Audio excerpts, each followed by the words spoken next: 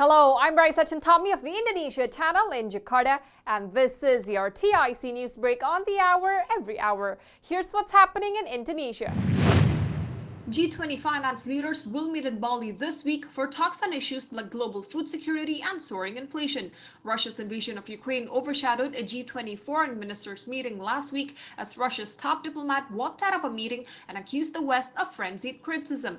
And at the most recent G20 finance leaders meeting in Washington in April, officials from some Western nations left the room when it was Russia's turn to speak. Indonesia hopes to issue a communique, which the April meeting failed to do, when talks wrap up on Saturday, though Bank Indonesia Governor Peri Warjio said if that was not feasible, the outcomes would be summarized in the chair's statement. Indonesia has temporarily stopped sending its citizens to work in Malaysia, including thousands recruited for the plantation sector, citing a breach in a work recruitment deal signed between the two countries.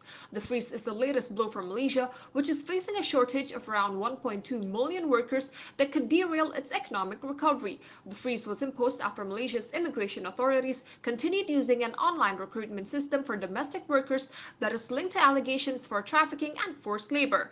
The system's continued operation violated the terms of an agreement signed between Malaysia and Indonesia in April, aimed at improving the protection of domestic workers employed in Malaysian households.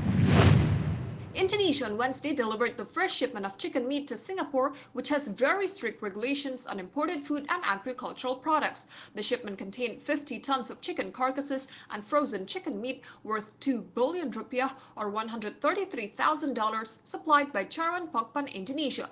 Agriculture Minister Syahrul Yassin Limpo was present at the ceremony to mark the inaugural chicken meat exports to Singapore, as well as the shipment of 12 tons of poultry products to Japan and Timor-Leste at the company's headquarters in Jakarta. In the financial markets, here's how stocks and the currency opened in Jakarta and around the region.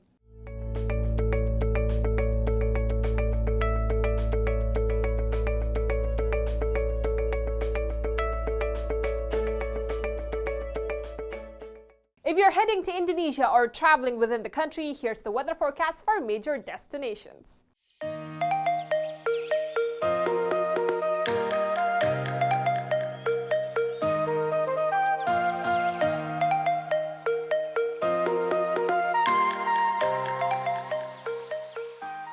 And that's what's happening in Indonesia. I'm Raisa Chantami with your TIC News Break.